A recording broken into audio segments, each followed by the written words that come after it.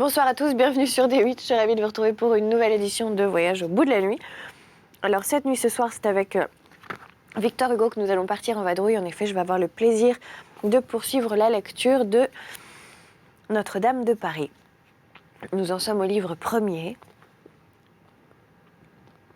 Nous sommes avec une troupe de joyeux démons qui observent depuis l'entablement et la foule du dehors et la foule du dedans. Nous sommes face à la grande salle du palais, le jour de la fête des fous. Sur mon âme, c'est vous, Johannes Frollo de Molandino, criait l'un d'eux à une espèce de petit diable blond, à jolie et maligne figure accrochée aux acanthes d'un chapiteau. Vous êtes bien nommé Jehan du Moulin, car vos deux bras et vos deux jambes ont l'air de 4 ailes qui vont au vent. Depuis combien de temps êtes-vous ici? Par la miséricorde du diable, répondit Johannes Frollo. Voilà plus de 4 heures, et j'espère bien qu'elles me seront comptées sur mon temps de purgatoire. J'ai entendu les 8 chantres du roi de Sicile entonner le premier verset de la haute messe de 7 heures dans la Sainte-Chapelle. De beaux chantres, reprit l'autre, et qui ont la voix encore plus pointue que leur bonnet. Avant de fonder une messe à Monsieur Saint-Jean, le roi aurait bien dû s'informer si Monsieur Saint-Jean aime le latin psalmodié avec accent provençal. C'est pour employer ces maudits chantres du roi de Sicile qu'il a fait cela, cria aigrement une vieille femme dans la foule au bas de la fenêtre. Je vous demande un peu, 1000 livres parisis pour une messe, et sur la ferme du poisson de mer des Halles de Paris encore. Paix, vieille, reprit un gros et grave personnage qui se bouchait le nez à côté de la marchande de poissons. Il fallait bien fonder une messe. Vouliez-vous pas que le roi retombât malade? Bravement parlé, sire Gilles le Cornu, maître pelletier-fourreur des robes du roi, cria le petit écolier cramponné au chapiteau.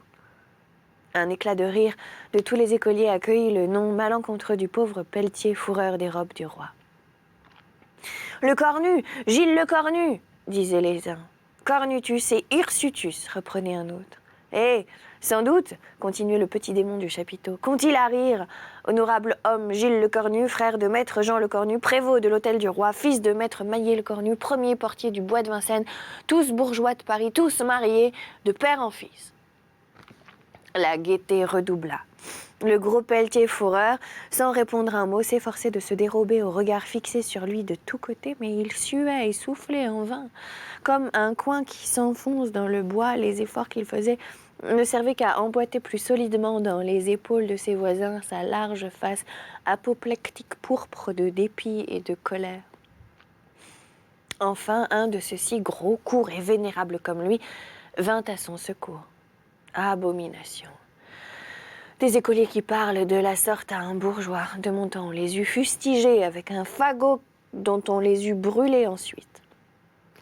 La bande entière éclata. Holàhé! Qui chante cette gamme? Quel est le chat-huant de malheur? Tiens, je le reconnais, dit l'un, c'est maître André Musnier, parce qu'il est un des 4 libraires jurés de l'université, dit l'autre. Tout est par 4 dans cette boutique, cria un troisième. Les 4 nations, les 4 facultés, les 4 fêtes, les 4 procureurs, les 4 électeurs, les 4 libraires. Eh bien, reprit Jean Frollo, il faut leur faire le diable à 4. Musnier, nous brûlerons tes livres. Musnier, nous battrons ton laquais. Musnier, nous chiffonnerons ta femme. La bonne grosse mademoiselle Oudarde, qui est aussi fraîche et aussi gaie que si elle était veuve. Que le diable vous emporte, grommela maître André Musnier. Maître André, reprit Jehan, toujours pendu à son chapiteau, tais-toi ou je te tombe sur la tête. Maître André leva les yeux, parut mesurer un instant la hauteur du pilier, la pesanteur du drôle, multiplia mentalement cette pesanteur par le carré de la vitesse et se tut. Jehan, maître du champ de bataille, poursuivit avec triomphe. C'est que je le ferai, quoique je sois frère d'un archidiacre. Beau sire que nos gens de l'université, n'avoir seulement pas fait respecter nos privilèges dans un jour comme celui-ci, enfin il y a mai et feu de joie à la ville. Mystère, pape des fous et ambassadeur flamand à la cité, et à l'université, rien. Cependant, la place Maubert est assez grande, reprit un des clercs cantonné sur la table de la fenêtre. À bas le recteur, les électeurs et les procureurs, cria Johannes. Il faudra faire un feu de joie ce soir dans le champ Gaillard, poursuivit l'autre, avec les livres de maître Andry. Et les pupitres des scribes, dit son voisin, et les verges et des bedeaux, et les crachoirs des doyens, et les buffets des procureurs, et les huches des électeurs, et les escabeaux du recteur. Ah, bah, reprit le petit Jehan en faux bourdon. À bas maître Andry, les bedeaux et les scribes, les théologiens, les médecins et les décrétistes, les procureurs, les électeurs et le recteur. C'est donc la fin du monde, murmura maître Andry en se bouchant les oreilles. À propos, le recteur, le voici qui passe dans la place, cria un de ceux de la fenêtre. Ce fut à qui se retournerait vers la place. Est-ce que c'est vraiment notre vénérable recteur, maître Thibault demanda Jehan Frollo du moulin qui, s'étant accroché à un pilier de l'intérieur, ne pouvait voir ce qui se passait au dehors. Oui, oui, répondirent tous les autres, c'est lui, c'est bien lui, maître Thibault, le recteur. C'était en effet le recteur et tous les dignitaires de l'université qui se rendaient processionnellement au devant de l'ambassade et traversaient en ce moment la place du palais. Les écoliers, pressés à la fenêtre, les accueillirent au passage avec les sarcasmes et les applaudissements ironiques. Le recteur qui marchait en tête de sa compagnie essuya la première bordée. Elle fut rude. « Bonjour, monsieur le recteur. »« Holàhé, bonjour donc. » Comment fait-il pour être ici, le vieux joueur? Il a donc quitté ses dés? Comme il trotte sur sa mule. Oh, elle a les oreilles moins longues que lui. « Holàhé, bonjour, monsieur le recteur Thibault. » Vieil imbécile, là, vieux joueur. Dieu vous garde. Avez-vous fait souvent double 6 cette nuit? Oh, la caduque figure plombée, tirée et battue pour l'amour du jeu et des dés. Où allez-vous comme cela, Thibault, Tybalt, Dados, hein, tournant le dos à l'université et trottant vers la ville? Il va sans doute chercher un logis rue Thibault-Taudet, cria Jehan du Moulin. Toute la bande répéta le colibé avec une voix de tonnerre et des battements de mains furieux. Vous allez chercher logis rue Thibault-Taudet, n'est-ce pas, monsieur le recteur, joueur de la partie du diable? Puis ce fut le tour des autres dignitaires. À bas les bedeaux, à bas les massiers. Dis donc, Robin Pouspin, qu'est-ce que c'est donc celui-là? C'est Gilbert de Suilly, Gilbertus de Soliaco, le chancelier du collège d'Autun. Tiens, voici mon soulier. Tu es mieux placé que moi, jette-le lui par la figure. Saturnalitas, Mitimus, Ecce, Nuces. Ah bah, les 6 théologiens avec leurs surplis blancs. Ce sont là les théologiens. Je croyais que c'était les 6 oies blanches données par Sainte Geneviève à la ville pour le fief de Rouny. À bas les médecins, à bas les disputations cardinales et colibérales. À toi, ma coiffe. Chancelier de Sainte-Geneviève, tu m'as fait un passe-droit. C'est vrai cela. Il a donné ma place dans la nation de Normandie au petit Ascanio Fassalpada, qui est de la province de Bourges, puisqu'il est italien. Mais c'est une injustice, dirent tous les écoliers. À bas le chancelier de Sainte-Geneviève. Ohé, maître Joachim de Laderos. Ohé, Louis d'Ahuille. Ohé, Lambert, Octement. Que le diable étouffe le procureur de la nation d'Allemagne et les chapelains de la Sainte-Chapelle avec leurs aumuses grises. Holàhé, les maîtréards, toutes les belles chapes noires, toutes les belles chapes rouges. Cela fait une belle queue au recteur. On dirait de Venise qui va aux épousailles de la mer. Dis donc, Jehan, les chanoines de Sainte-Geneviève. Au diable la chanoinerie. Abbé Claude Chouard, docteur Claude Chouard. Est-ce que vous cherchez Marie la Griffarde? Elle est rue de Glatigny. Elle fait le lit des rois de Ribot. Elle paie ses 4 derniers quatuors denarios. Voulez-vous qu'elle paie au nez, camarade? Maître Simon Sanguin, l'électeur de Picardie qui a sa femme en croupe. Hardi, maître Simon. Bonjour, monsieur l'électeur. Bonne nuit, madame l'électrice.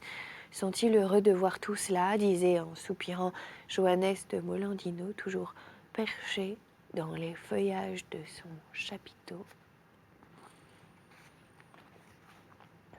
Cependant, le libraire juré de l'université Maître André Musnier se penchait à l'oreille du pelletier fourreur des robes du roi, Maître Gilles Le Cornu. Je vous le dis, monsieur, c'est la fin du monde. On n'a jamais vu pareil débordement de l'écolerie. Ce sont les maudites inventions du siècle qui perdent tout.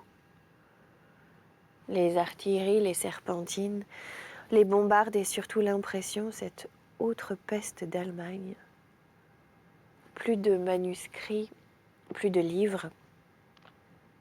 L'impression tue la librairie. C'est la fin du monde qui vient. Je m'en aperçois bien au progrès des étoffes de velours, dit le marchand fourreur.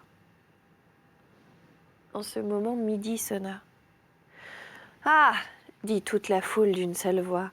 Les écoliers se turent, puis il se fit un grand remue-ménage, un grand mouvement de pieds et de tête, une grande détonation générale de tout et de mouchoirs. Chacun s'arrangea, se posta, se haussa, se groupa, puis un grand silence.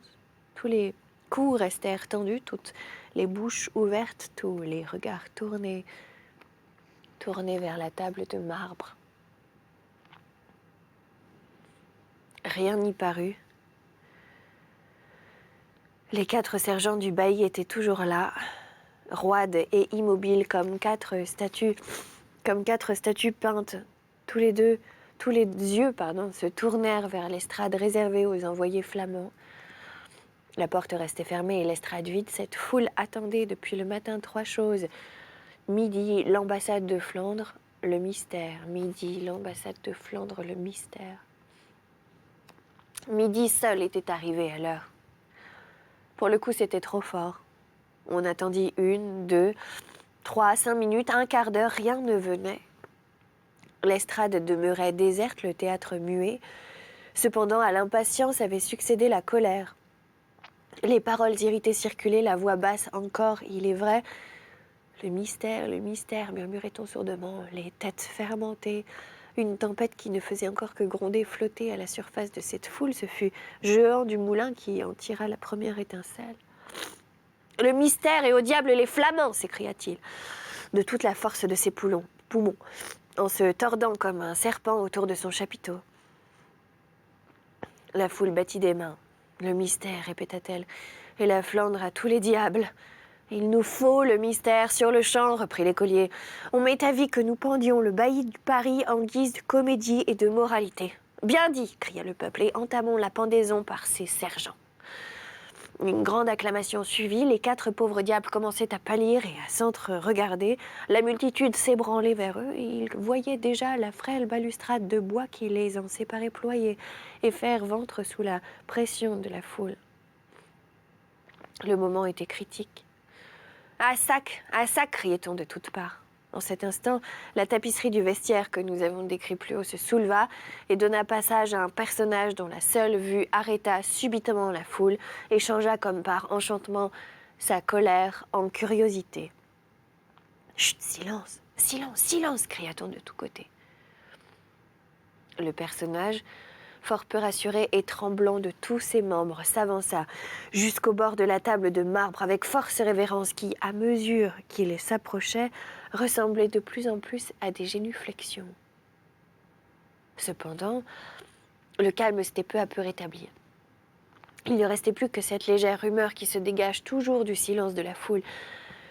« Messieurs les bourgeois, dit-il, et mesdemoiselles les bourgeoises, nous devons avoir l'honneur de déclamer et présenter devant son éminence, monsieur le cardinal, une très belle moralité qui a nom. Le bon jugement de madame la Vierge Marie.